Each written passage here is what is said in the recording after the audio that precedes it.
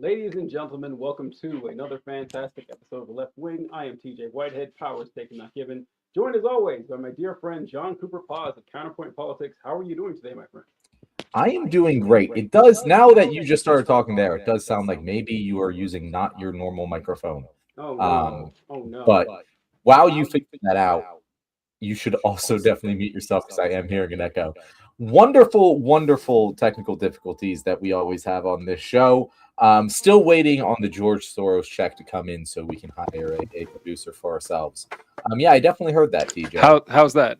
That's way better. Okay, way better. cool. Absolutely killed it. I accidentally unplugged the mic before we started and plugged it back up and turned the mic back on, but it was the external mic the internal mic. I didn't get to turn the regular one on.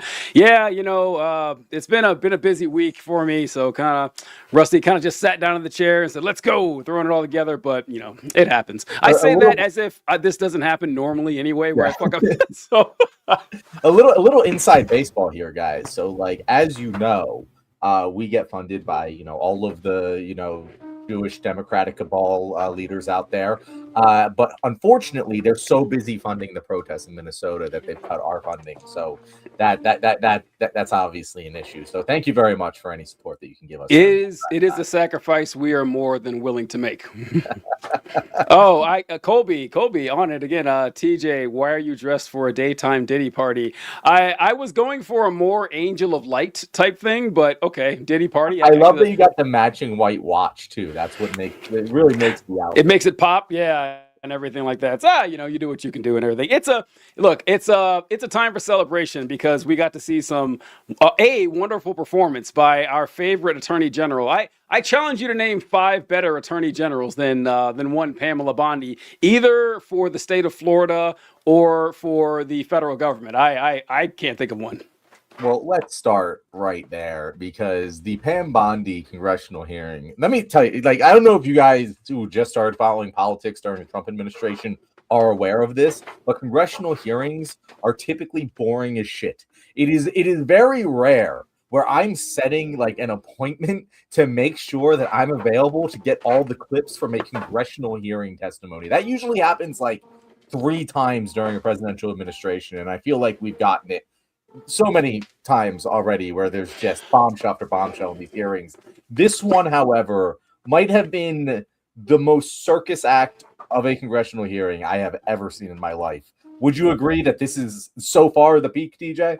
So I don't know. I think I have a slightly different Colby already saw the video I made. Colby says TJ wants them to not be televised. So I made a video about Pam Bondi 10 minutes ago, and I was saying that I think it is high time we just end televised congressional hearings and inquiries like this because, generally they're not as crazy as Pam Bondi's, but they are also little more than thinly veiled attempts to gain clout and to grandstand. And I was pointing that if you watch these hearings, they start with the members of Congress going on a 10-minute speech. Just, dressing down the witness and acting like a tough guy just so they can farm clout for commercials and social media and get on the news. This isn't new. This stuff happens all the time, and I find it pretty obnoxious because this is a serious matter. People want to get to ostensibly, people are trying to get to the bottom of an issue here.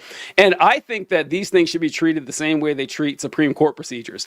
That look, we have a problem. We want to solve it here. If you want to find out what happened, feel free to read the transcript. It's all there. No one's going to hide anything from you. There's transparency. But I don't like the fact that we're spending God knows how much taxpayer money on recording these people for their vanity so that they get a good clip for the nightly news. I find that pretty obnoxious. Pam Bondi is a rather egregious example of this, but it is a continuing problem that I've noticed over the years. So I agree with you to a certain extent and disagree with you. I do agree with you that because it is televised, it is not necessary. The reason everyone is there is not to get to the bottom of whatever issue they're trying to get to the bottom of. It is political theater.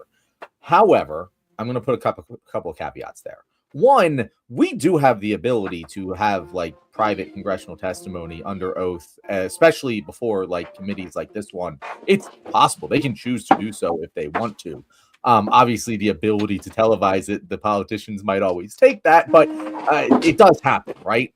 And second, here is why Sorry. I titled this Pam Bondi Must Be Prosecuted. Because you're right. If this is just allowed to happen and there's no consequences for it, this is just a circus act. There's absolutely nothing of value going on here. But she is under oath. I'm sorry. I'm so sorry, John. I'm so sorry. Oh God, this is the worst performance I've ever had. Give me 1 second, John. I'm so sorry. I'll just continue. I'll continue as if TJ's room isn't falling apart around him. But if they just let this go, it's just circus. It's just theater. There's no reason for it. But she's out there lying under oath to an obnoxious degree and an easily verifiable degree. Like, I forget, what's his last name? I forget what his last name was. But one of the Democratic congressmen, who I'll get to in a minute once I look it up, he called her out straight up for lying under oath when she said that there's no evidence that Donald Trump committed any crimes. Which one was it? Ted Lieu. Ted Lieu, that's it. And there was... That's what they need to do. Like, once the DHS is the DHS again and not Trump's pansy team, they need to prosecute Pam Bondi and Kash Patel and all of these lies under oath during congressional hearing to the fullest extent of the law, because it should be easily provable that they are lying. And I think there's going to be a lot more easily provable stuff, by the way, once they lose control of the DHS. But like, Pam Bondi is signing her own judicial warrant to have herself arrested and thrown in prison for a very long time. If Democrats have the balls to actually do it, which, by God, that's a whole other question, but they should. Like, wouldn't you agree to, like, maybe I'm wrong here, but she's fucked, right? Like, if the Democrats decide they're not going to protect her, she's utterly fucked. No, I don't agree. I don't agree. And just to explain what happened here, Wolfie came into the room and he was yelling. He was knocking shit over. I was trying to push him out of the room, which just made things worse. And so, yeah, I'm blaming the cat. That's right. So anyway, yeah, I don't necessarily agree, because I hear a lot of people saying that Pam Bondi has essentially, tanked her political future. She signed her death warrant because anybody, any halfway reasonable person, conservative, liberal, otherwise, will say, all right, that's a bit much. That seems insane. But Pam Bondi is doing the same thing that a lot of, OAN and Newsmax and Fox News hosts. They're playing for an audience of one, Donald J. Trump. And since she went up there and kissed Trump's ass the entire time, that's going to be seen as a success. As for her crimes and her lying, we've mentioned Pam Bondi is way out ahead of everybody when it comes to committing crimes and everything. But let's say the Democrats do gather something up to try to convict her of perjury or something. Trump's just going to pardon her. Like that Trump will pardon her. The statute of limitations doesn't last 4 years, TJ. Like, once. What do you mean the statute of limitations? Like, once Trump says that, hey, like Joe Biden pardoned Hunter preemptively, he's going to do the same. He'll mass pardon them. Yeah, I mean, absolutely. I don't see any reason he wouldn't do that. And so no, TJ, I'll give you exactly the reason he wouldn't do that, because he doesn't give a fuck about them, TJ. Why would he do that? But they're not useful to him anymore. Yeah, but I'm saying, like, would that surprise you that if Donald Trump said, hey, I'm going to do that, it wouldn't shock me at all. I think the odds are better that he would than he wouldn't. I'm not going to hang my hat on, we're going to get Pam Bondi because Trump's going to hang her out to dry. Maybe, but I'm certainly not confident in that whatsoever. Pam Bondi had a rousing success last night or yesterday when she did her testimony, because she kissed Trump's ass. She told him how great he was. She bragged about the stock market. Hilarious clip. Yeah, she sold her dignity and it looked absurd, but that's what Donald Trump likes. So yeah, I don't think she is going. She might lose her job. Maybe like she will end up being a political millstone around the neck of the Trump campaign. He'll cut her loose. Yeah, that might happen, but I don't think she's going to jail. I cannot.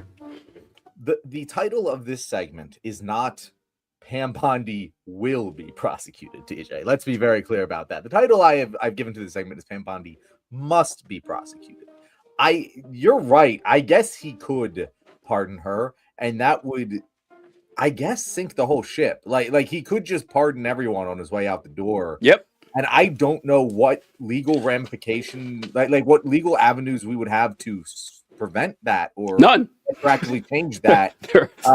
So you are right about that. I guess he does have the power to do so, but if he doesn't do it Oh, that's a really tough question. Oh, wow. Yeah. Because now I'm thinking like, well, they could remove him if he threatened to do that. But once he does it, it's way quicker to sign that pardon paper. Yep. He can do it in the moments before he is impeached, and it would be, I imagine, legally binding. So, I guess that's true. States could try her. I guess perjury in front of Congress wouldn't Federal be, crime. That's not a state crime. Yeah. Crime. But the crimes that she's covering up for could, I don't know. They are all federal. Wow. Dude, Yeah. I really hate that you're bringing this to my attention. No, because it kind of blew the rest of the segment. No.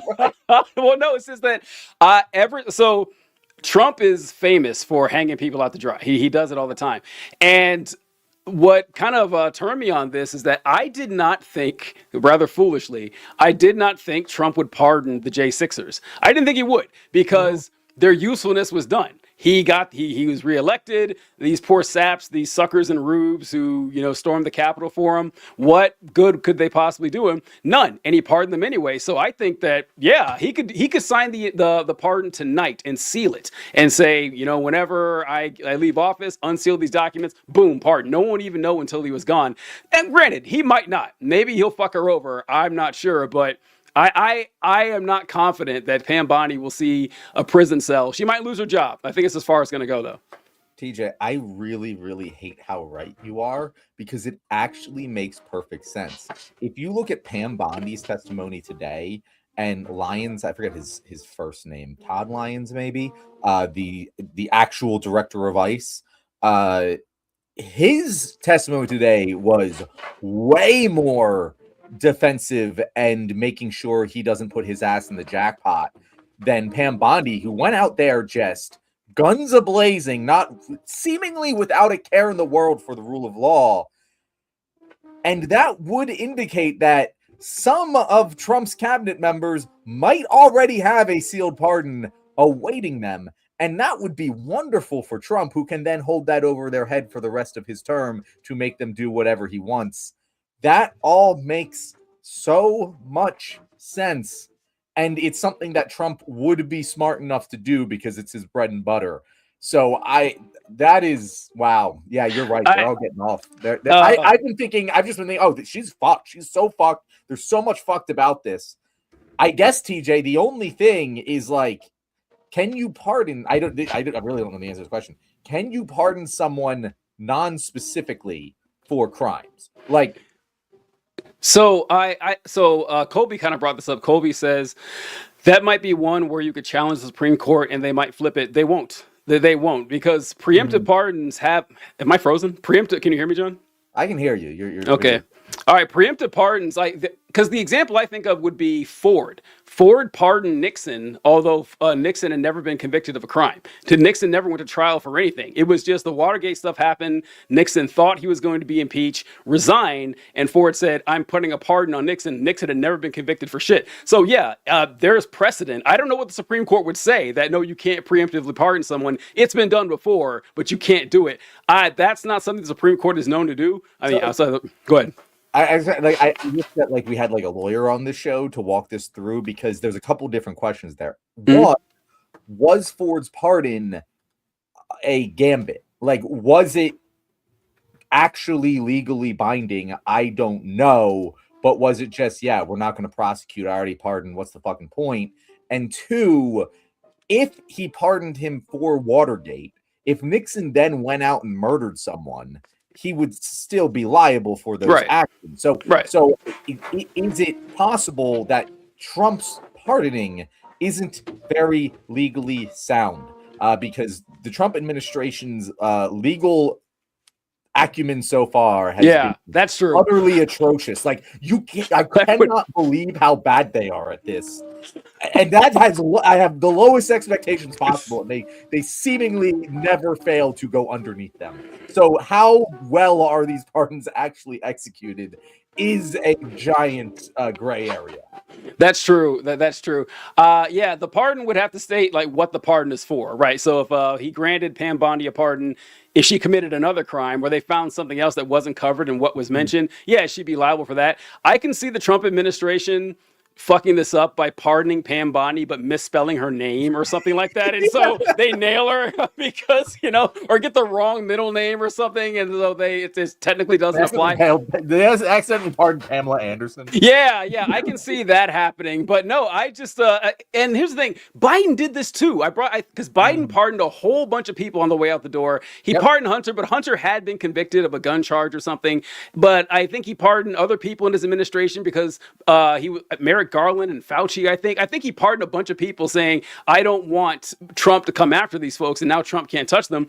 I don't know how the Supreme Court could overturn that. Kobe says, John, I can't believe you're making the argument that the next Democratic president shouldn't just go after them anyways. I mean, what are you going to do? What are you going to do? I'm all for pushing the envelope here and bucking institutions, but if someone has a presidential pardon for specific action, what are you going to do to charge them with that action? I don't know. There's not a court in the world. They can go after them. They can get a grand jury to indict, I'm sure, but it's probably not going to. They should do it anyway. Even if there's only a 0.2% chance they might be successful, they should use the full weight of the law against every possible member of the Trump administration. But I don't know if it'll be successful. What TJ's saying is, unfortunately, I hate to admit it, very true.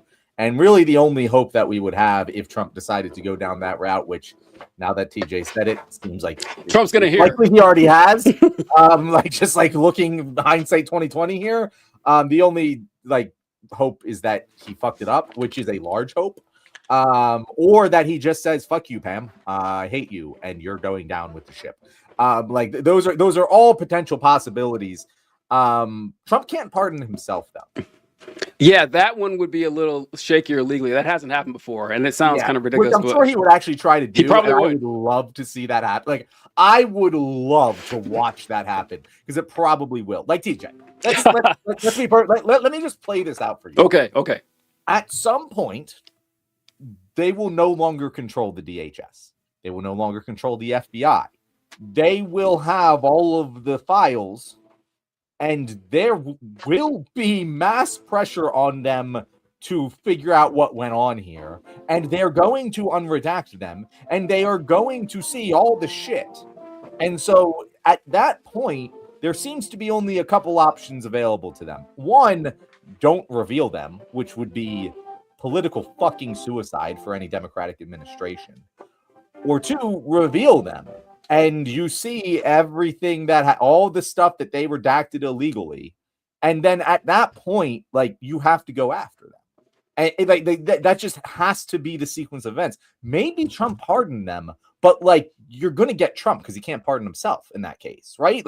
This doesn't seem all that crazy for me because obviously massive crimes were committed under Donald Trump's direction. It's probably not difficult to prove. You probably just have to look at their fucking text messages. They're probably dumb enough to text each other about this. It seems to me that I know that this is Pam Bondi must be prosecuted because we haven't gotten to Trump's part in this yet. But even if he does pardon Pam Bondi, he cannot pardon himself. There's no fucking way that's going to hold up in the Supreme Court. And I see you smirking. Maybe I don't. But at least if it does, TJ, at least they fucking did it. At least they can prove he fucking did it, and he might not go to prison. But at least they fucking prove it. You know what I mean? Yeah. I mean, I would be amazed if there was the political will to go after Trump legally. I'd be shocked if that happened. I mean, because we had the opportunity to do this for 4 years where they could have nailed Trump's ass to the wall. He was actually convicted of shit. I just don't think that they have it in them. Yeah, after everything they've seen, even after everything Trump has done, I don't think that they're going to actually go after a president of the United States. That's just not what we do, unfortunately. And as for the actions of the cronies, yeah, sure, maybe you can go after those folks too. But once again, where's the will for this? Where's the will to actually go after these people? I don't see it. I would love that, but I don't think that's going to happen. Okay, TJ, I respect your opinion. We're disagreeing hard on this one. Okay. For those, I see we got 52 people in the audience right now. Probably a lot of them are new. TJ and I don't disagree on much. We actually find that we agree on things that are totally unrelated to politics very often. This is a point that I think I'm going to disagree harder with. Okay. Because the political will is there. the entire Epstein case is something that Americans do care about. It's not like, say, Gaza, where we care a lot about it, and people should care a lot about it, but we've been proven time and time again, at the end of the day, when it comes to foreign policy, just Americans really don't give a shit en masse. But for something like this, a massive pedophile ring that spans hundreds of rich and powerful people, that's something that sells headlines. That's something that sells the papers. That's something that gets clicks. That's something that people will care and do care about. You see how much people are caring about it. You see how much they got the Epstein files released. You're right. We could have prosecuted Trump before, and we technically did, but not hard enough. We could have released the Epstein files before, and we didn't. But now we did. The political will is clearly different now. So you're right. I could totally see a president go like the Ford route of, oh, we're going to be, but I don't think you can do that with a pedophile. Like, I don't think you can do, like, at least with the Ford thing, it was like, oh, we're doing something respect and decorum. That doesn't really work if we see in the Epstein files that Trump, especially if Trump actually, did the deeds. There's just no way that anyone could possibly sit there and pardon him for that. It's just impossible. And so my question is, can a Democrat win the primary without promising to prosecute Trump? And I don't think the answer is yes to that. I think whoever wins the primary, they have to say, I'm going to prosecute Donald Trump and Pam Bondi and Kash Patel to the fullest extent of the law. I think that's going to be a base level campaign requirement for winning the Democratic primary.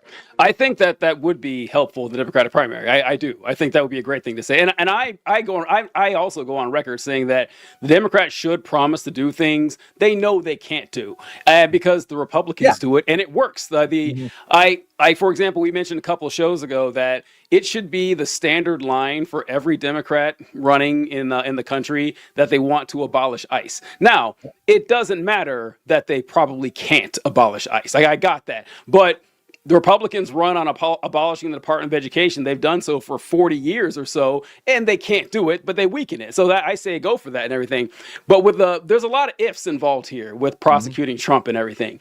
And you brought up the biggest if is there a smoking gun in these Epstein files? I'm actually kind of tired of hearing about ancillary stuff in the Epstein files that don't point directly to a crime. Let me know when you have something that is a rock solid case. And of course, I know that's difficult with redactions and the fact that they haven't released all this shit. I got it, but it's kind of frustrating how much I keep hearing about this stuff when it doesn't really lead anywhere. So if there is like a whatever would count as, overwhelming evidence that Trump committed some sort of crime in there, all right, maybe then. But until that happens, I can't speak one way or the other about it.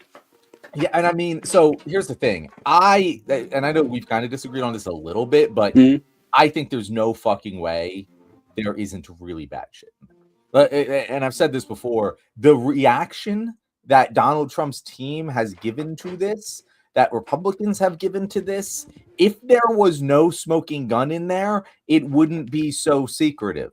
You wouldn't see just pages and pages and pages of redactions that are clearly fucking illegal if it wasn't to protect someone or something. And I can't imagine anyone who has the power or influence to create that protection for themselves other than Donald J. Trump. And maybe, I think that the most likely he gets off thing here is that, there isn't actually anything in there and he's just embarrassed by it or something. But, again, I would actually not be surprised. I think I've said this before. I would not be surprised if Donald Trump didn't actually participate in any of the child sex trafficking himself. I feel like a lot of people are very convinced of that, and I am not. We will see. I would love to be wrong about that because fuck that guy, but I don't know if that's the case. I do know that he was fucking buddy with Epstein and in these circles and participating in them in some way, shape, or form. But this guy doesn't fucking drink, bro. Unfortunately, Donald Trump is kind of the squeaky clean guy as far as we know when it comes to the transgressive behaviors, the sex stuff and the drinking and drugs. He hasn't really gone too far down that rabbit hole in his career. He's done a hell of a lot of other bad shit, but that is not what Donald Trump is known for. You're smirking at me. John, he was convicted of rape. What are you talking about? Well, I mean, yeah, whatever. Yeah, TJ, like that. But like that's like okay. Let me recant my statement there. Let me rephrase what I say. Yes, he was convicted of rape. I don't consider like rape is like not a party thing to me. Like that happens in so many different contexts with so many different reasons. It's not the classic like rock star gets in trouble for doing a bunch of illegal shit kind of activity. That might be involved in it, but like Donald Trump hasn't been known to be I'll put it this way. Donald Trump wasn't snorting cocaine off of fucking toilet seats like RFK was. You know, like that maybe he was, but that has not been his shtick. So I'm just saying I could believe that he didn't actually fuck a child, right? I could believe that. What I can't believe is he wasn't aware of it, didn't assist Epstein with a bunch of other stuff while he knew he was doing it, didn't like help with like he was involved. I'm just saying I'm not fully confident that he actually fucked a child, is what I'm saying. He could have. I wouldn't be surprised if he did, but I also wouldn't be surprised if he did.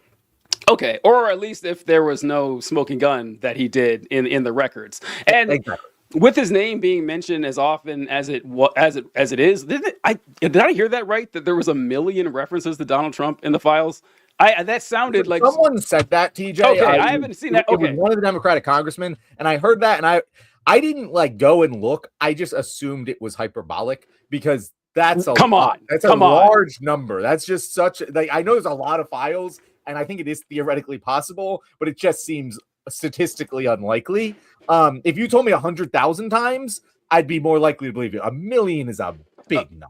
Yeah. Then again, I don't know how many files there are. So but I heard that. Yeah. So his name being brought up as often as it is, you'd think that there's something there. I don't know. And like John said, it very well could be something that, hey, he's covering up for a buddy. Or he knew this was going on and didn't do anything about it. Maybe he doesn't want that out there. He does act like a guilty guy, but I don't like looking forward to a hypothetical based on another hypothetical. So, and if we find something, sure. But then again, I mean, everything we've seen about Trump so far, this is the part that gets me. I said this a long time ago with the Epstein stuff that I think when I first mentioned this was when the letter came out, that weird letter he wrote to Jeffrey Epstein for his birthday. The picture one. Yeah. Is that everyone acted like this was some sort of bombshell news, and I didn't give a fuck. I was like, okay, there's nothing here of any value, especially when you consider what we already know Donald Trump has said and done. That this guy, as we mentioned, he's already been found civilly liable of rape. Which sounds weird to say. I like saying convicted; it's easier, but I get it. I have to like twist my tongue into this terminology to be. Yeah, correct. It's a weird term. Yeah, I don't like it. And terrible. Yeah, I agree. This guy, he bragged publicly that when he owned the teen Miss USA pageant, that he would walk in on the dressing rooms of these 14 and 15-year-old girls. Like, he liked doing it. How many times we have on video multiple instances of him talking about how hot his daughter is. He talked about his baby, what's her name? Tiffany Trump, when she was a baby, saying, yeah, the other one is like, I hope she has huge tits just like her mom. This guy is vile and disgusting. Still, I still 40% approval rating, John. 40% approval rating. So look, I can't imagine what would be such a ironclad, rock solid case in these files that isn't going to have a good 25-30% of the country still rooting for him. And this is the big problem here. The big problem is that the Republican Party is Donald Trump right now.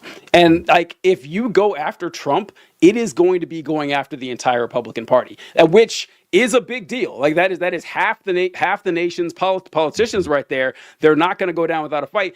You're going to try to take down one of the two major political. I'm not saying that it's a bad idea, but I don't think it'll work. I don't think it's going to happen. So yeah, I'd like to, but when I see what's in front of me right there, I'm not confident in that whatsoever. So TJ, there's so much of me that wants to agree with you. The person who is cynical and has lived this life in the United States of America for the past 29 years says, yeah, you're right.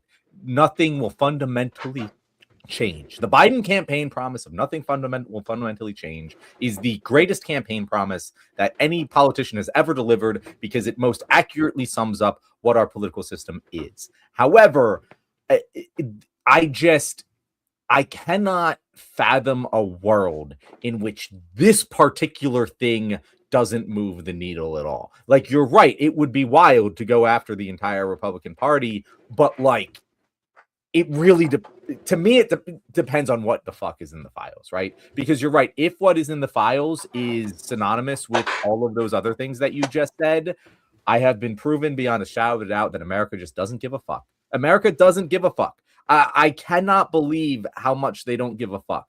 So the obvious logical conclusion of that line of thought is, well, it doesn't matter what is in those files. America's still not going to give a fuck. But I don't know. There must be some line at which America gives a fuck. And I just cannot fathom a world in which what is actually in there is fully released. All of those redactions that are clearly covering up something get out there and nothing happens. I just cannot believe that anyone who is then connected with that level of toxicity will ever see the light of day again in American politics. It does seem like something. They have gone so far over their skis that it does seem like something that could crumble the Republican Party if they continue to ride down that hill. Like, again, it is a big, you're right, I don't know how to like say it without knowing what the fuck is in those redactions, but if what is in those redactions is what we all think it is, do you think I'm crazy? Do you really think that if it's, fucking rock solid, smoking gun proof, like pictures of Donald Trump fucking diddling kids, like what, like, do you really think that doesn't actually get moved upon? Because I think that there's no fucking way. If for example, going back to Pam Bondi here, we find that Pam Bondi gave an order to fucking cover up pictures of Donald Trump diddling kids, or directions of Donald Trump to kill fucking Jeffrey Epstein, or whatever it is that is being redacted in these files. Do you really think that she doesn't face legal and obviously the pardon thing is, let's put that to the side, but like even just political animals, like anyone touching that, I feel like it's political radioactivity. Like there's no way anyone can survive that, even knowing what we know. Well, I mean, if they found a record in there of, Pam Bondi saying something like directing a murder, like we mentioned, yeah, of course, the pardon wouldn't cover that. It would just cover her actions leading up to the investigation and everything. But yeah, what you were talking about, if there was some sort of absolute proof that Trump did something illegal, like, molested a child or whatever, do I think that he would absolutely face punishment? No, I don't. I genuinely don't, John. I don't. Then again, it was funny when you mentioned how, it's you just can't fathom being in a universe based on, your life experience in the country and everything. Give it a few years. I think it's just, I don't know, like maybe when you're as old as me, you might be so jaded to the point that nope, actually that does make sense. I have lost complete confidence in this shit, John. I don't, because so much is riding on this, right? I go back to the whole Republican Party thing, that if you have, the Republican Party is a cult right now. It's a complete cult that is, it's based on the will of one person. And we want millions of people and thousands of politicians to admit, oh yeah, actually we were wrong about this guy. Not only were we wrong, but our God was wrong in all this. I think that's a bigger ask than them saying, no, actually he didn't do it. I don't care what the files say. I just don't give a fuck. They do it all the time. They do it every single day. Every time, it's like that meme where it says, I'd like to see Donnie wriggle his way out of this, and then Donnie wriggles his way out of it and said, nevertheless, and Trump is going to be dead eventually anyway. I think that they're just going to wait for the guy to die. It's a lot easier than going after literally every conservative in the nation. I don't know. That's just how I feel about it. I get it. I just want to address this one comment here from Patriot Moss 4964, who says, too much cursing, hard to follow. I really do want to apologize. If you hear me say the word, the phrase, the president of the United States fucked children, and your problem with that statement is the use of the word fuck instead of intercourse with children, that's an issue. I'm sorry. Like when we're talking about these topics, it really gets me heated when people are like, "Oh, we have the core." I'm like, we're talking about genuinely one of the worst crimes in history. Like this is up there, outside of like crimes against humanity. This is like all the way at the fucking top of the worst crimes that we know about. It's insane.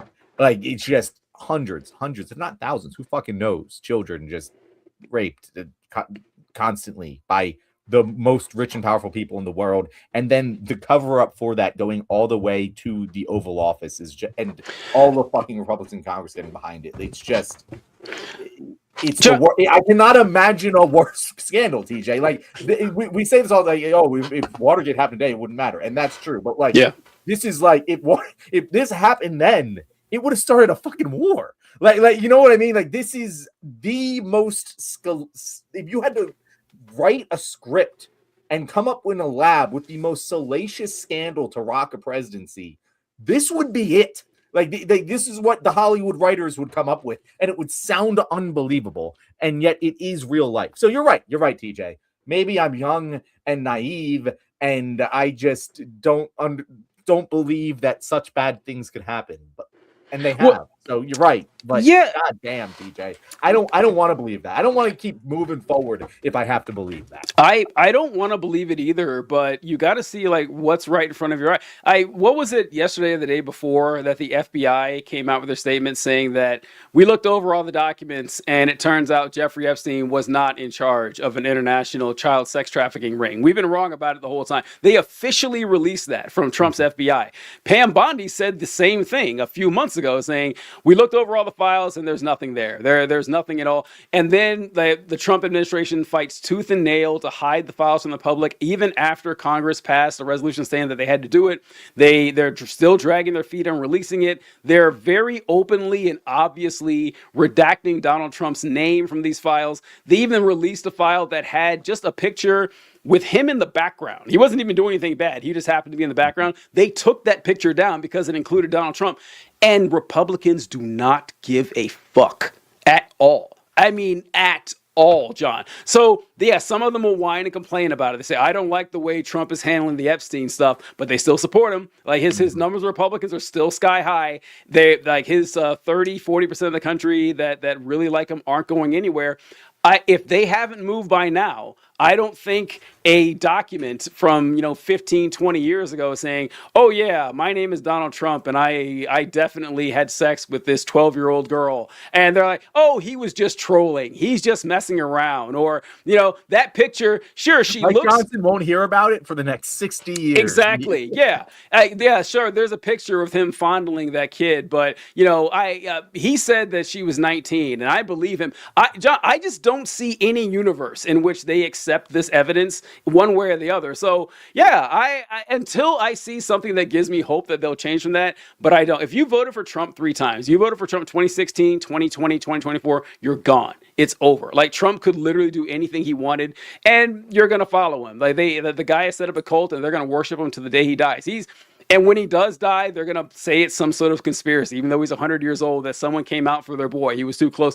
The guy admitted to having classified documents in his house after he was president, showing it to random people. Kid Rock, we got to get to him too. He showed it to Kid Rock. I just remember that. I don't know if you know that, John, but that was one of the people that he showed like battle plans against the Iranian military. He's showing it to just random civilians. They heard him on tape saying, he said, nope, he's innocent. I don't believe him. I don't believe that he did anything wrong. Until they prove that they can think critically, I will not accept their ability to think critically. So let me throw one last argument at you here, TJ. Sure. So you're right. Like the congressional Republicans, besides Thomas Massie, which I just have to say, I hate having to root for Thomas Massie. I absolutely loathe the fact that Thomas Massie is on the right side of history here because he's a shithead. And yet he's doing it. So at least props to him for that. But you're right. The congressional Republicans are in lockstep. The Republican Party and media ecosystem in general is in lockstep. But Republicans are getting their dicks handed to them in every fucking election. And when I say their dicks handed to them, I'm not talking about like, oh, they lost some elections. They are like going minus 15 to 30 in every fucking election. If you look at the 2024 election results in the district of whatever election you're looking at, on average, you are seeing minus 15 to 30 in just a year of Trump's presidency. Is there a number that we could put out in the 2026 election that would make you think maybe not? That would make you think maybe things are different this time? If Trump is underwater minus 30 in the midterms, in across the nation, comparing 2024 election results to 2026 election results, if Republicans are down 30 fucking points, do you think that maybe you might be wrong about your predictions here? Like, what is there any sort of tangible evidence besides I'll see it when it happens. I'll believe it when it happens. Like, is there anything that could change your mind about the possibility of there being actual fucking change going on? No, there isn't. And here, I'll tell you why. Because I had a conversation with someone at work last week about this very thing. That he mentioned that Republicans are getting, their asses kicked. They are getting crushed. They've never been less popular. And the midterms, they all know that they're going to be massacred. Every Republican knows this, And so he said, well, you'd think they'd turn on Trump now because you had that district in Texas that I think that's what you were talking about, John. It was like plus 13 Trump and it ended up going blue. And so, well, why are they still backing Trump when he's going to be a pull on them in the general election? Yeah, they know that. But if they go against Trump, they're never going to make it to the fucking general election. It's like the Republican Party, like the people, like the rubes, the jug-hooting racists that they need to vote for them, they are still Trumpers. Like, it doesn't matter if the nation as a whole rejects Trump. The Republican Party still loves and embraces him. So as long as that's happening, they're going to stay loyal to Trump. Like, think about Thomas Massie. Thomas Massie is... he's a rare exception here. A lot of the ones who, like Nancy Mace, signed the petition to, or the vote. So she voted to release the Epstein file. I think Lauren Boebert did too, and everything. But you don't hear them. They're not going guns blazing at this like Thomas Massie is. They don't have the courage that he does. Marjorie Taylor Greene, she went up against Trump, dropped out, fucking quit, because they know if you become too loud and too boisterous against Trump, you will pay a price amongst the Republican electorate. So knowing that, it won't matter if the Republicans get massacred, because the cult is not for the Republican Party. The cult is for Donald Trump. So I think that Trump is going to take the party down. I know that. I'm fully confident of that. I think you're right. But I don't think that he is going to suffer anything from his actual base. And unfortunately, I do believe that is true to a certain extent. From the base, like, they're going to stick with, like, if they've stuck with them this far, why not continue to stick with him? Any other points on Pam Bondi? Because this does segue into another topic that I had, but definitely want to finish Bondi talk. I hope Pam Bondi started a pretty good meme here in which you get cornered in a conversation, like someone has you dead to rights, and you just start saying the Dow was at 50,000. I think that is hilarious. I wish I had the clip. I didn't have time to pull up clips, but I wanted to pull that one up where they ask her about Epstein, and then I think her response was, you didn't ask this question to Merrick Garland. The Democrats had years to talk about this. You know why? Donald Trump, the Dow is 50,000. Like, this, three different sentences all together that didn't match at all. Then she started going on about the Dow and the S&P and everything. And my favorite part about that is when someone, I didn't hear it, but in the background, someone must have asked, what does the Dow have to do with this? And she was incredulous, John. She said, what do you mean the Dow has nothing to do with? Oh, you got it? All right. I got it. Okay. First, he brought up the president saying they indicted me twice.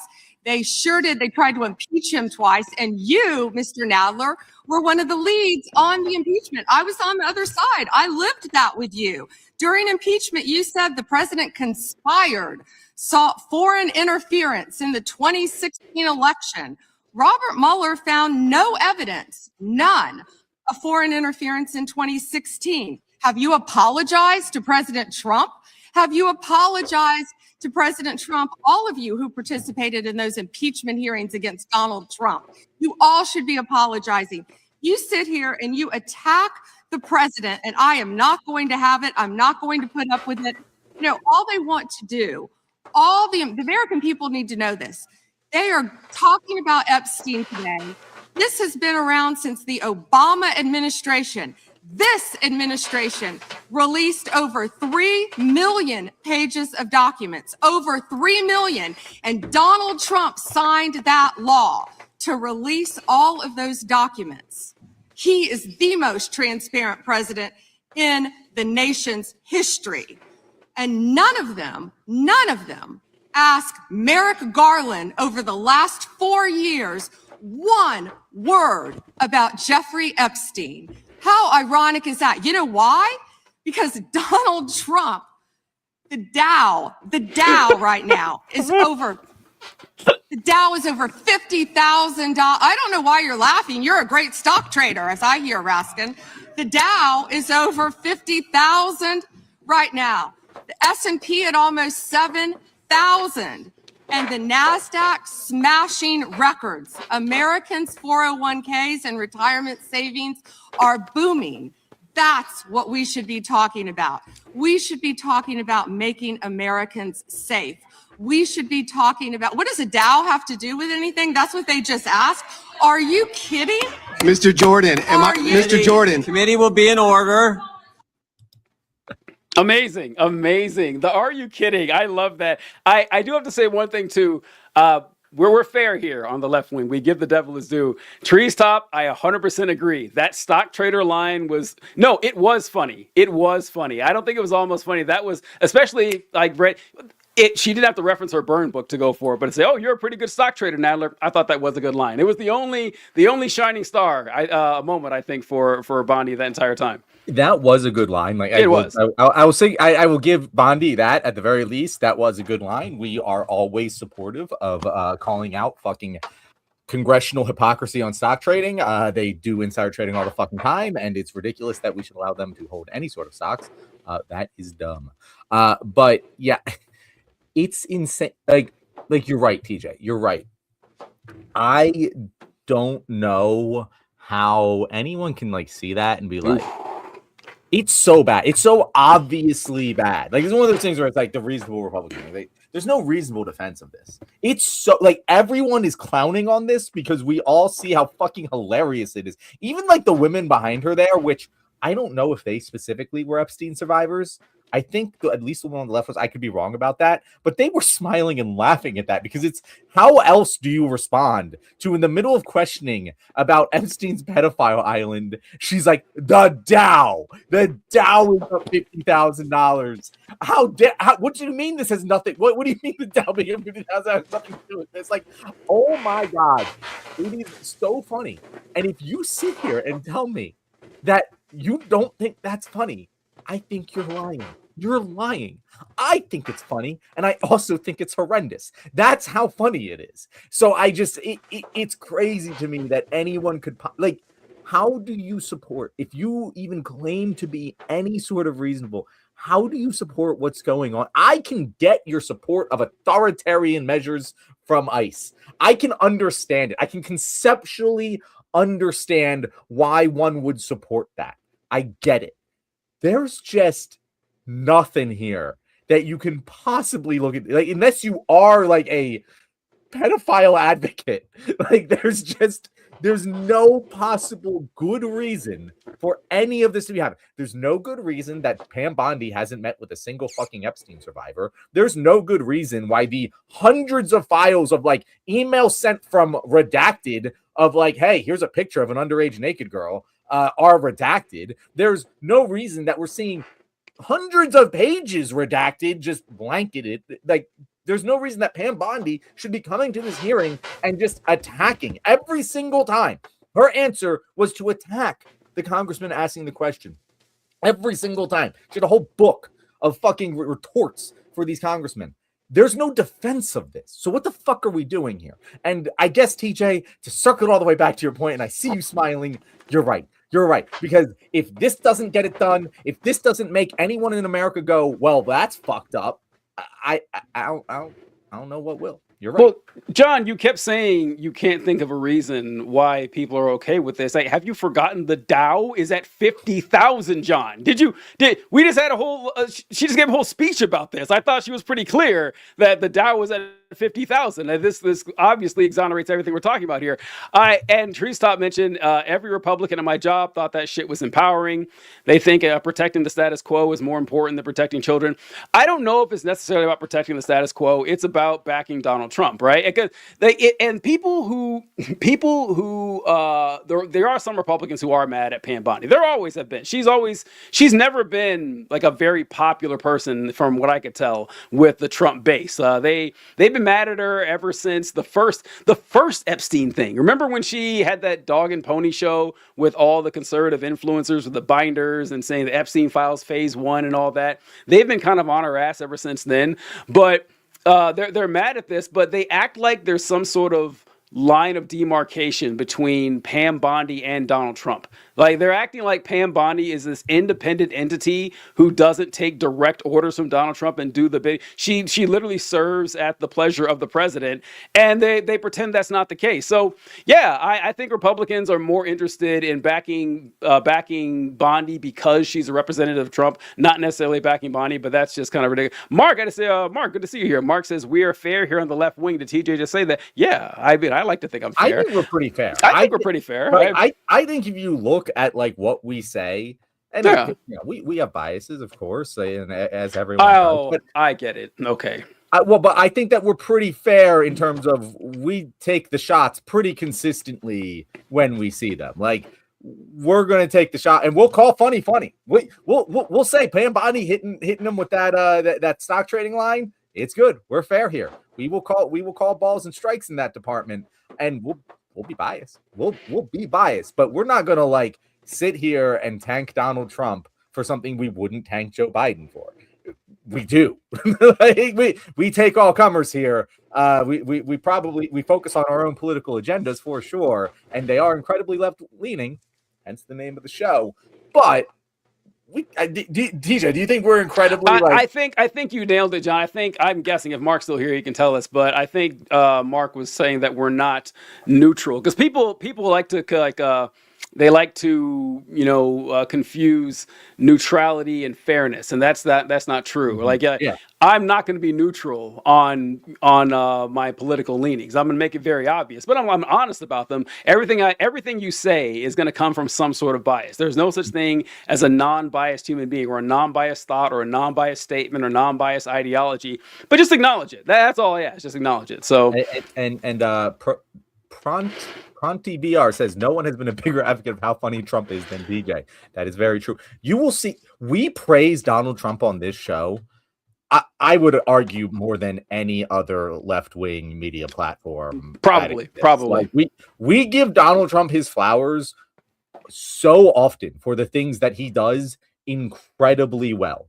None of them are like policy that improves Americans' lives, but he does do a lot of things at a high level of execution, and we give him those fucking flowers that I really don't see anyone in Democratic leaning circles ever do.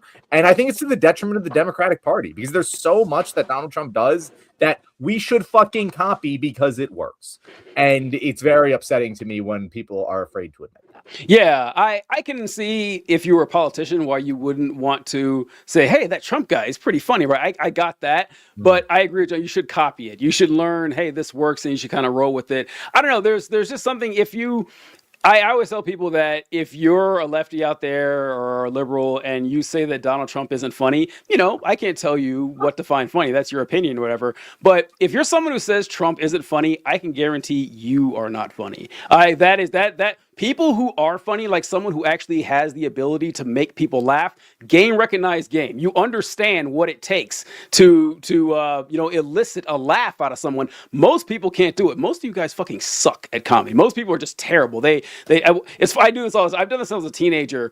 Whenever you're in a group or whatever, and someone tries to tell a joke and it just like falls apart, it's like, all right, how about we leave the jokes to TJ? Just like don't which always gets a laugh because I'm funny, right? I know what I'm doing. So yeah, when when I tell you that Donald Trump is funny, I know what the fuck I'm talking about. I can't tell you how many times I've had liberals just jump down my throat. He's not funny. Are you saying racism and bigotry and sexism is funny? No, that's not what, I mean, sometimes it is, but no, that's not what I'm saying though. I'm saying that Donald Trump has great comedic timing and he knows what he's doing. He knows how to work a crowd, and I'm just acknowledging that. That doesn't mean he's a good person or a good politician. I can disagree with the message of the statement being made and still grade the execution of the statement. Like, those are two completely separate things. If a joke is funny, it's funny regardless of whether or not you agree with what the joke is saying. Yes. Those are two completely separate buckets, and it's really weird how much people struggle to differentiate them. And like, that's one of those things that make me go, like, as much as MAGA has no media literacy and Republicans have no media literacy, it's really, really bad. Most people in general just don't. Like it's just really, it shocks me how bad the Democratic side of the aisle is on media literacy, because there's more of us that know what the fuck is happening when they watch anything, but there's still fucking oceans of blue MAGA fucking, I don't understand anything that's going on. I'm just going to do what they tell me to do. Yeah, you're right. That's a good point, because I think people have a hard time, because I have a hard time believing them, but I think they don't like to admit that something offensive is funny. And I get it. I get why you don't want to encourage offensive speech. I got it. But I also like honesty, man. I also like honesty. There's plenty of offensive shit that's really funny. And Colby says, Donald Trump is the most confident man on the planet. Oh, and Trump is hilarious, sometimes unintentionally. So yes, sometimes unintentionally. I say it's 50-50, maybe even 70-30 intentional versus unintentional. There's plenty of unintentional just the way Trump looks like he's trying to be funny. You know how comedians, they'll have like giant mustaches or long hair to kind of look like clowns and everything. Trump dresses and acts and looks like a clown unintentionally. Mark says, anyway, did you see the Wall Street Journal article about Trump sending Starlink to Iran? What a great thing. I did not see that. And then Colby says, I do want to address that for a second. I do want to sure. Oh, yeah. Did you see it, John? Because Mark, you're right. That is a good thing. That is a good thing. That should be done.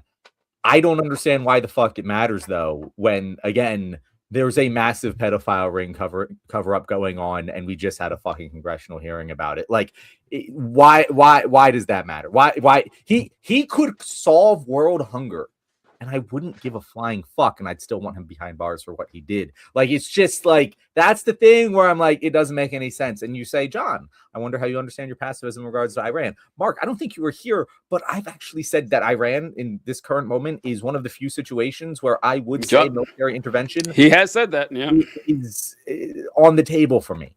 And I'm not saying I want that to necessarily be the outcome, but it's one of those situations where military intervention might be the thing that saves more lives and is necessary in order to whatever.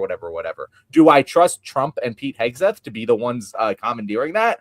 Fuck no. But what Iran is doing right now is, I mean, it's always been reprehensible, but like, it's particularly reprehensible right now. And it is a moment of weakness that regime change I hate saying these words, but regime change might actually work, because you're at the point of kind of like no return.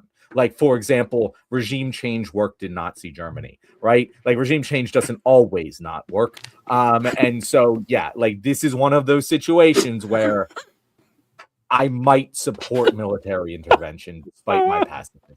So there you go, Mark. There you go. I like that, John. No, I don't know. I laughed when you said that, regime change sometimes does work, because you feel bad saying it, but you shouldn't, right? You shouldn't. This is another thing. We must admit it worked in America. Pretty sure it worked. It worked in Nazi Germany. It worked in Imperial Japan. There's a lot of situations where it has worked. It just hasn't worked well for the past couple of decades. I'll tell you the first time I had this thought process, and this is just like my individual experience on this, but this was back during the early days of the war on terror, and the nation was debating torture, because Cheney and Bush had authorized what do they call it? Enhanced interrogation techniques. That's what they called it back in those days. And so they said that we need to torture people because we got to find this information. They're not just going to give it up on their own free will. And I remember the argument from the left, the argument from the Democrats back then was that we shouldn't torture because torture doesn't work. Because if you start torturing someone, they'll tell you anything you want to know. So that's kind of an unreliable way to find information. And I remember hearing that and it's like, I don't know, that seems like kind of a half-baked thought right there. Because yeah, that's true. If you torture someone, they'll tell you anything you want. However, if you're torturing intelligently, you're going to corroborate the information, right? If two people tell you wildly different things, like, okay, well, all right, one of these is false. We're going to find out where we're going to go here. And also, what they would also argue with this thing is that although we do understand, like they would always bring up like a ticking time bomb scenario. Like if there's a nuclear bomb is in New York City and one guy knows, would it be okay to torture then? And most people said, okay, yeah, if we have a situation like that, then I guess we should. And I thought, well, wait, I thought torture didn't work. I thought you told me torture did not work. You can't have it both ways. People keep trying to do this shit and it really bothers me. The truth is, torture does fucking work, okay? Of course it works. If someone sat you down and they needed information about, anything you had, and they started ripping out your fingernails, how long do you think you would last? You wouldn't last at all. You would give the information right away. Right away. Now, you could lie, but once they find out that you lied, they're going to come back and torture you again. So you might as well tell the truth. Torture obviously fucking works, and people don't like saying it. The reason we don't torture is because it's a violation of human rights. That's why we don't do it. I hate the argument torture doesn't work because it's absurd. So yeah, John, sometimes regime change does work. So just admit it. I applaud you, John. Thank you. I'm glad to hear that. The torture doesn't work thing is always funny. It's a total aside here, but it's like, yes, if it didn't work, why has it been done so consistently throughout every thousands of years? Okay, it works. Is it the most effective way to get what you want? That is a different question. Yes, but does it work?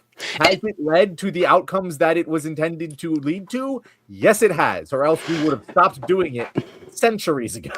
Also, like torture is what's the word I'm looking for? It's a relative term. Like there are some things that you consider torture that others wouldn't. Like your standard police interrogation is a form of torture. Yeah. They sit you down, they isolate you, bright light in your face. They use psychological methods to make you uncomfortable. They seat you in positions to make you scared. That is torture, and it's done every time someone is arrested. So if you think torture doesn't work, then you're saying that these cops are, torturing people for no reason, which I wouldn't put beyond cops. But no, it's something that happens all the time. Hell, I don't know. It's just kind of people like to. But I think that comes from the like Gitmo didn't work. Like you can look at Gitmo and say that torture didn't work. It never really led to any sort of advantageous outcomes for us. And to that, that's a true statement. But the idea that torture doesn't work in general is such an absurd statement that you can't even quantify how stupid it is. And Gitmo specifically, one of the main reasons Gitmo didn't work because you were torturing people who did not have information. Exactly. That's wasn't the problem. Exactly. Yeah. If you're torturing someone who doesn't know shit, yeah, of course it's not going to work. But if you torture someone who does, if a fighter pilot lands and you want the coordinates to his home base, yeah, torturing him is going to work. But when you have people in Afghanistan or Iraq and they're you got, rival goat herders, and the guy's like, oh, that goat herder, he works with a terrorist, and they arrest him, and he has no information. You take him to Cuba, you can torture him all day long. Nothing's gonna happen. So yeah, more grandstanding. People like saying that shit. TJ, all right, so we are done here at 8:00, right? Oh yes. Right. So we probably got another solid segment here. Go ahead and pick. I don't really care which one we talk about. Well, I don't. All right, so I feel like we have to talk about the Super Bowl because it's so topical that just run that. I don't. It's been so long since I've been a conservative that I have a hard time putting myself in their mindset with the culture war stuff, because even back when I was a conservative, I was never a huge, a giant culture war soldier in that and everything. I never really understood how people were all the rancor towards gay marriage and stuff like that. And the Bad Bunny thing, first off, I did not know who Bad Bunny was. I know I'm an old man here or whatever, but I saw a meme that was me. I thought Bad Bunny was the Catch Me Outside girl. Like, I didn't know who Bad Bunny actually was. But so Yeah, I do kind of I do understand if someone is annoyed that the Super Bowl halftime show is 100% in Spanish. All right, I kind of got that. I couldn't tell you one Bad Bunny song. I don't speak Spanish. I was like, okay, well, this isn't for me. That's as far as I can see it getting, though. Of like, oh, well, I would rather it be someone else. But I would take these folks more seriously if they didn't bitch and complain about every Super Bowl performance I've ever seen. When is the last one they actually liked? When is the last time they liked a Super Bowl performance? It's like, oh, this is too much. The young people. Maybe. When was that? I don't even remember when that was. That was when I was a kid. That was a good one. But he wasn't like super lib at that point yet, so I can't imagine they had problems with Bruce. I'm shocked they wouldn't have. Well, actually, I'm not, because they think "Born in the USA" is like a patriotic exactly, song. I assumed that they were cool with Bruce Springsteen. Yeah, and so I was young at that time to be part of the culture war. They've just recently turned on Bruce Springsteen because they found out, like, oh, he's actually been shitting on Reagan and everything the whole time. So maybe they didn't, but yeah, I see why you wouldn't want it, but I don't understand. There's a Megyn Kelly clip, John. Have you seen it, where her just seething with rage about the fact that this guy speaks Spanish? Only 40 million people speak Spanish in the United States. 310 million people don't. And it's like, okay, I don't get it. Like, you guys are the capitalists, right? Like, you guys understand business, and that the NFL has saturated the market when it comes to the United States, right? They can't get any bigger. Of course, they're going to go for international audience or for oh, here we go. Yeah, so I have the Megyn Kelly clip here, and I'll go ahead and play it. But to get up there and perform the whole show in Spanish is a middle finger to the rest of America. Who gives a damn that we have 40 million Spanish speakers in the United States? We have 310 million who don't speak a lick of Spanish. This is supposed to be a unifying event for the country, not for the Latinos, not for one small group, but for the country. We don't need a black national anthem. We don't need a Spanish-speaking, non-English performer, and we don't need an ICE or America hater featured as our primetime entertainment. Okay, what? Wow, I hadn't seen that whole clip. Wow. The rest is there, that Pierce Morgan owning her, and I really don't need to watch Pierce Morgan owning someone because it's always sad to watch because he does a good job there. But anyway, a couple things here, TJ. First of all, totally okay that you don't know who Bad Bunny is. You are, old enough to be his grandfather. That album right there, that's his album. That one album of the year. Of course, John. I fucking love Bad Bunny. Now, this might surprise some of you, but I don't really speak fucking Spanish. I speak un poquito, muy poquito español, and I'm learning. I have a Spanish-speaking wife. Some of her family members only speak Spanish, so it's something I'm learning. It's something that I'm taking pride in learning. But I don't need to understand a single word of this album, because also, by the way, he's not speaking Spanish. He's speaking Puerto Rican, which, if you don't know, is two separate fucking things. It's like trying to say that, like, fucking what? Like someone in like the deep south of Louisiana is speaking English. Like, yeah, technically they're speaking English, but I can't understand what they're saying either, right? Puerto Rico has a very specific dialect of Spanish. Like when I ask my wife, like, hey, what did he mean by that? She's like, I can't even explain this. Oh, okay. This doesn't make any sense if you were to actually try to translate it to English. Oh, I see. But anyway, you don't have to fucking understand what music is saying in order to enjoy it. Like, it actually blows my mind that the whole Spanish thing is part of it at all, because why do you need to know what they're saying? Have you never listened to foreign language music? Have you just shut yourself off from foreign language music for no reason? Because it's fucking awesome. Give me some fucking Rammstein. I have no idea what the fuck they're saying, but it makes me want to run through a brick wall. Like, I love that shit, and I cannot believe that people purposely don't listen to music that isn't in English. You're just cordoning yourself off from a bunch of shit you might enjoy because you're afraid you're going to get, I don't know, called gay by your Republican friends. Like, that blows my mind. I actually feel sad for people that feel that way. But like the political shit about this, the culture war shit about this is so insane because Bad Bunny's American. Bad Bunny is an American citizen. Puerto Ricans are American citizens. As she said, she was like, oh, well, 130 million don't speak Spanish, but like 40 million do. And we've had every single fucking show be in all English. So I don't know, maybe one being in Spanish, mathematically, actually, it's still not representative. So what the fuck is your problem, bro? Like, I don't understand why conservatives, and this probably goes to some Democrats too, but like just people in general sort of thing. But conservatives really have a problem when something isn't made for them. Like, they fucking hate anything that isn't explicitly made for them. I don't get it, TJ. Like, it's insane to me to just like have that much of hatred. It's like fucking teenage boys where they're like, or like middle school boys are like, oh, I can't like Taylor Swift because cooties. Like, you can like Taylor Swift. You can like whatever the fuck you want to like. Don't take personal responsibility. Be a fucking man. Like, just like what you like and don't fucking be a bitch about it. Like, it's insane to me that these people haven't matured past the fucking 5th grade. Well, yeah. I mean, look, I do get if you don't understand the language of a song, you're less. I get not enjoying the song. Yeah, I get like personally being like, oh, that's not my cup of tea. Totally get it. Totally fine, get it. no problem. But like, to be upset about it, the seething, like, what the fuck? The seething rage from Megyn Kelly in that clip was it's the worst one I saw. I didn't see anyone else because. Look, I hear that I feel like a lot of it is just performative. It's just that, it's people getting upset for, I got to press 1 for English, those folks. I see why they're, but man, being annoyed that the Super Bowl performer is not an artist you like or in a language you don't speak, I get it. But holy shit, like she was going to strangle somebody. Like she was going to pop an aneurysm or something like that. And her saying that the Super Bowl is supposed to be a unifying event for America. Since fucking when?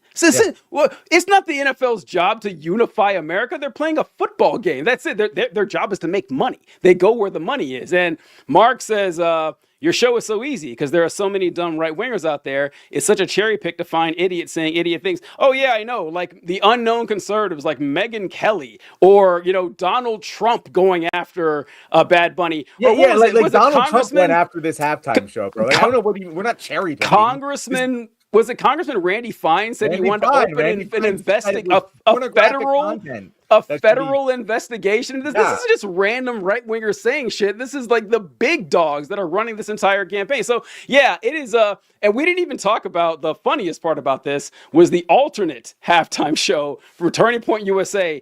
Incredible. This is something that I noticed very early on with conservatives is that conservatives lose control of institutions for a lot of reasons. One, they're incompetent and they're uneducated, and a lot of times their thoughts don't stand up to, or their ideas don't stand up to critical thought.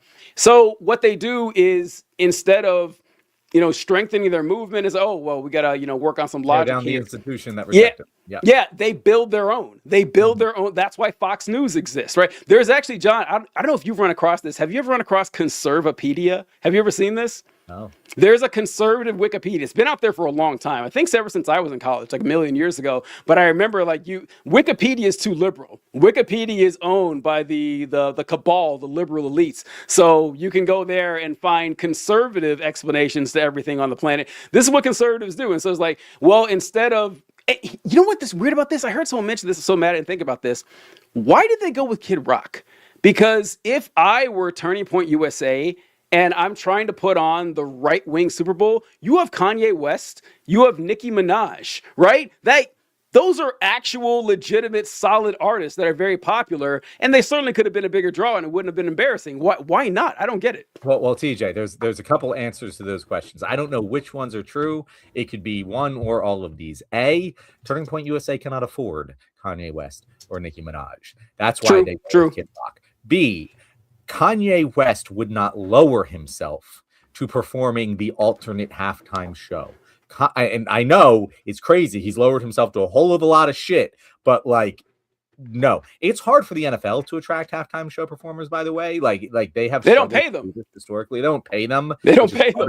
The last two halftime shows are probably two of the greatest halftime shows ever, just because it's the only two times where we've ever had an artist perform at the peak of their popularity. With Bad Bunny winning Grammy Album of the Year this year, with Kendrick, the whole Drake thing. I mean, that'll never be touched. Like that's going to be the greatest halftime show of my life and probably all time, just for that reason. But historically, it's not a great gig. Like historically, it's not a very sought after gig. So to go to the alternate halftime show for the fucking Nazis. Yeah, it's just like career move. Like your fucking PR guys, like, no, don't fucking do it. They're not even paying you. Oh yeah, definitely don't fucking do it. Like, he's just not there. He's not gonna. Only Kid Rock.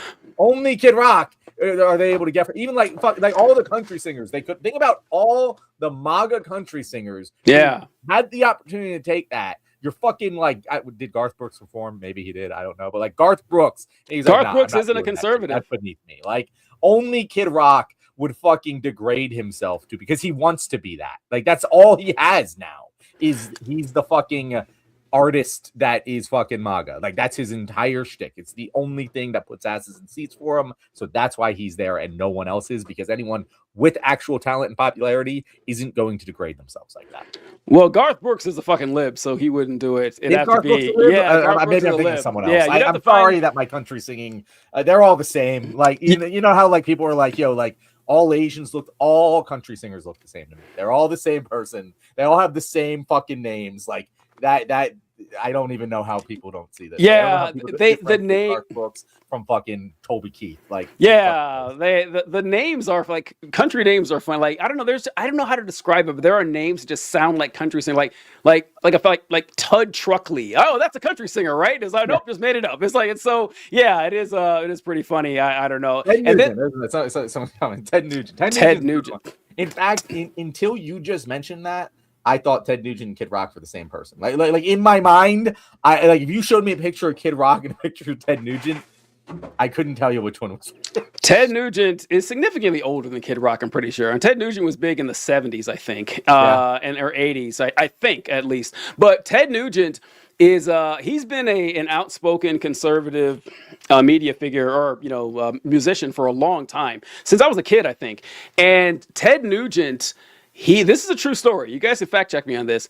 Ted Nugent, while he was touring back in the day, he started, raping, I guess is the correct word, an underage girl. She was like 16, I think.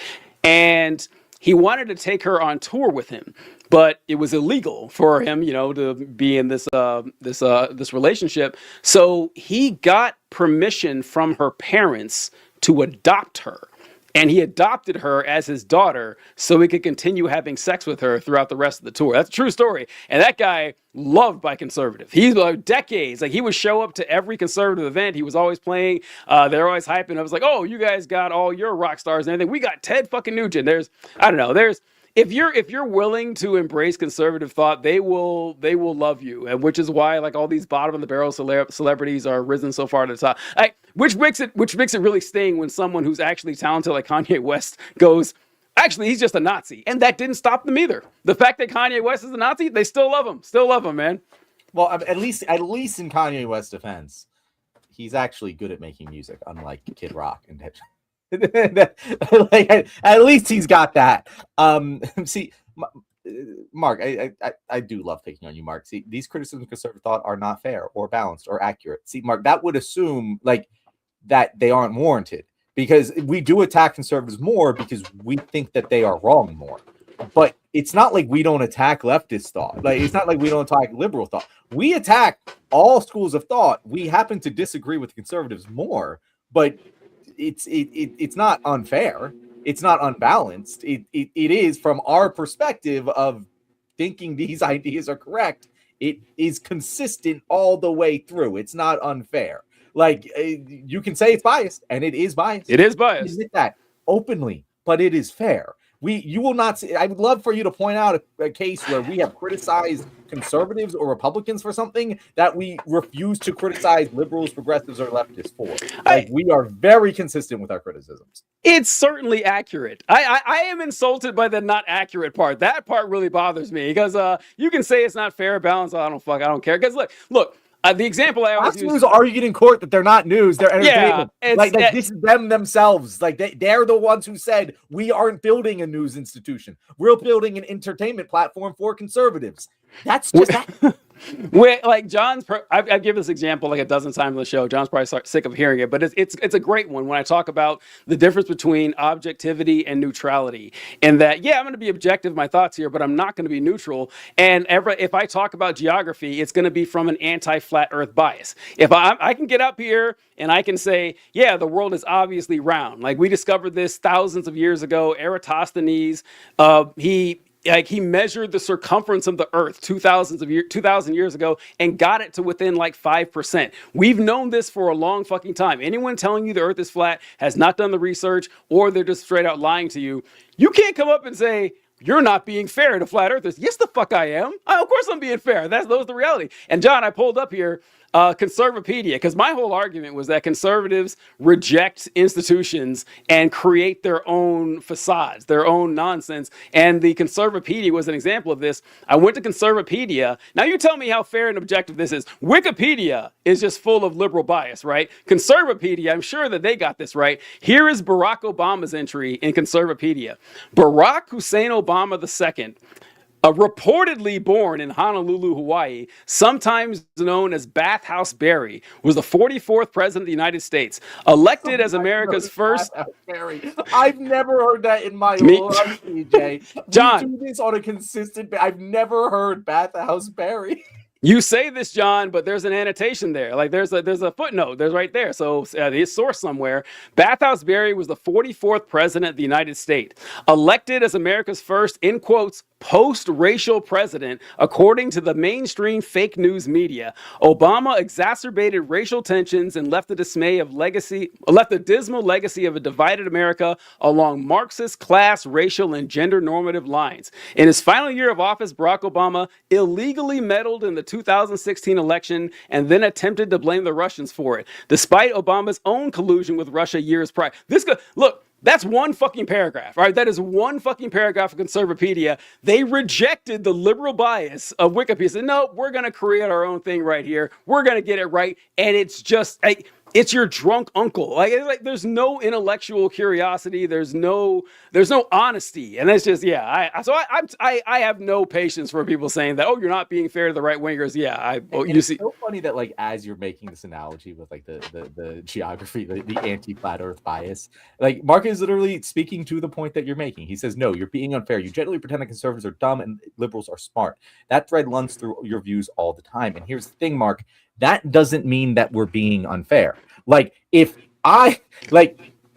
that's just not how things work, right? Like if I'm being unfair, that means I'm saying a liberal doing the same thing as a conservative is being smarter than them. That would be unfair. If they both did the same exact thing and I said the liberal was smarter and the conservative was dumb, well, it would be unfair of me to say that, right? But if the liberal did a smart thing and the conservative did a dumb thing, it would be unfair to say they both have equal value. That would be unfair, right? Like that's the whole fucking point we're making, is that we will call the same balls and strikes for liberals and conservatives. It's just from our own admittedly biased perspective, the fucking Republicans, the conservatives have a lot more fucking strikes, right? That's just how it is. And again, you can say whatever you want, but you guys go further. Conservatives are not smart and able to have intelligent thought. Some of them are. There are many conservatives that are able to have intelligent thought. Unfortunately, the one who leads the conservative movement is not. Donald Trump is not capable of speaking intelligently about any policy that he is putting forward. He just cannot do it. He has maybe done it once or twice, but consistently every day you will see clips of Donald Trump having the most asinine comments about the policy that he is putting forward himself. It is not intelligent. It is not. And so if you are like, oh, the leader of our movement is this guy, you're going to get shit for that, bro. Like, if you continue to support that leader as the leader of your ideology, you're going to get shit on for being dumb because you're supporting the dumb guy. And it's not cherry picking. He's the fucking president. Like, it blows my mind, TJ. And Mark is capable of having an intelligent conversation. This is the thing. Yeah, this is the thing. Yeah. It's the reason that we continue to communicate with him like this. He's capable of it. And it's just, and we are just mind blown why he continues to support the guy to represent him who isn't.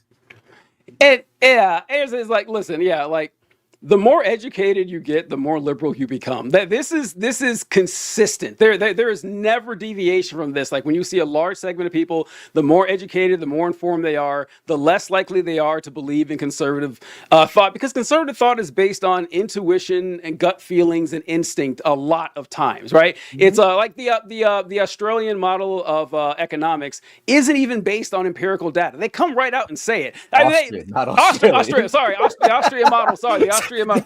Conservatives are so dumb. They don't even know about the Australian they don't even know about the shrimp on the Barbie markets or whatever. No, and so sorry, See, I'm gonna blast TJ for saying it. Happens, yeah. That's fair.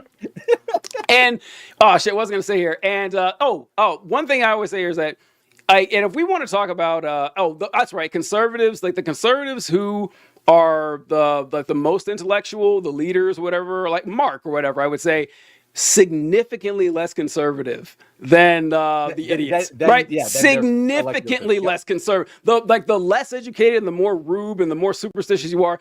Like, for example, you will never find a left-wing flat earther. You will not find one. Like I challenge you. You probably will. Okay, you find one. I will find not you one of 1,000. any prominence or relevance. You find one left-wing flat earther, I will find you 1,000 conservative flat earthers. If you talk to a flat earther, you know they're never going to say something like, "Oh yeah, I think that universal health care is a good idea. I think that we really need to, globalize the economy." That's not going to happen. They're going to have their backwards, ridiculous beliefs. And I'm sorry, John, I got to cut off that shit. We didn't even know. That's okay. Like again, Mark, you're saying the more educated you are, the more liberal you become. That's just true. That's true. That is true. What do you want from me? It's like, that's not an unfair. That's an observation of physical reality. That the more education someone has, the more liberal they become. Like that is an observable fucking trait.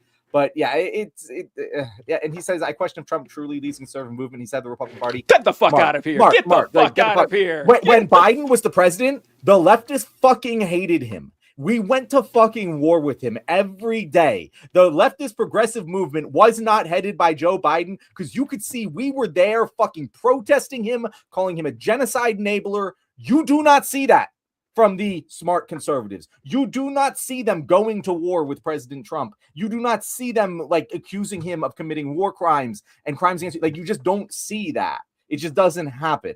And so that's why we say he's the leader of the movement, because if it's not him, then who? Then who? Who's standing up to him? I don't see it. Besides Thomas Massey. If Thomas Massey's your leader, then okay, cool. That's right. Oh, all right. Anything to wrap it up, John? Sorry, I got a heart out here. But any other final thoughts? And we will be back. Will we be back on Tuesday? Are you here Tuesday? Tuesday. I'll be here Tuesday. We'll be back on Tuesday. Join us here 6:35 EST for our Q&A show. Until then, we will see you guys later. Later, folks.